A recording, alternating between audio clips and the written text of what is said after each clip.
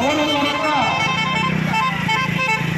బ్రిటిష్లో ప్రభుత్వంతో మాట్లాడి అప్పటికే 2-3 రాజ్యాంగాలు రాసినటువంటి చాలా ఐవర్ అన్నదమ్ముల దగ్గరికి వెళ్ళి నువ్వు రాజ్యాంగం రాయమంటే మైండ్ లేకుండా వచ్చినారా ఇక్కడికైనా అడుగుతారు. అదేనండి ఎట్లంటారంటే ప్రపంచ దేశాల అన్ని రాజ్యాంగాలను చదివిన ఏకైక వ్యక్తి బాబాసాహెబ్ అంబేద్కర్ ఈ దేశంలో ఉంటే అన్ని రాజ్యాంగాలు రాయమని ఇక్కడికి వచ్చినారు. నేను రాసిన మాట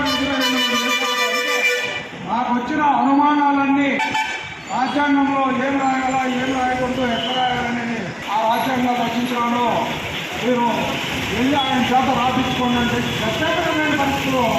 కాకపోతే చాలామంది అసలు కాంగ్రెస్ వాళ్ళు లేకపోతే అంబేద్కర్ ఆడున్నాడు, వాళ్ళ వల్లే వీళ్ళ వల్లే అంతా జరిగింది, అంబేద్కర్ సంతపించాడు. ఇంకా ఒకడైతే ఈ మధ్య హైదరాబాద్లో ఒకడున్నాడు, వాడు మాట్లాడతాడు అసలు నా బాబాసాహెబ్కి ఏం తెలుస్తాయా రాజ్యాంగాన్ని ఆయన రాయలేదు, నేను రాజ్యాంగాన్ని చూసినాను, 280 మంది సభ్యులు సంతకాలు రాజ్యాంగం చదువుతాడు.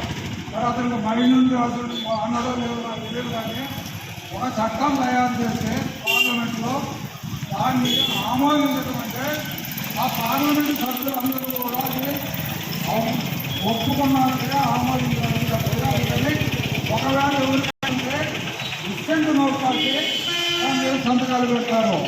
అంతేగాని 288 సంతకాలు పెట్టి అందరూ రాజ్యాంగం రాసేపడితే డ్రాఫ్టింగ్ కమిటీలో 7 సభ్యులు ఎందుకు?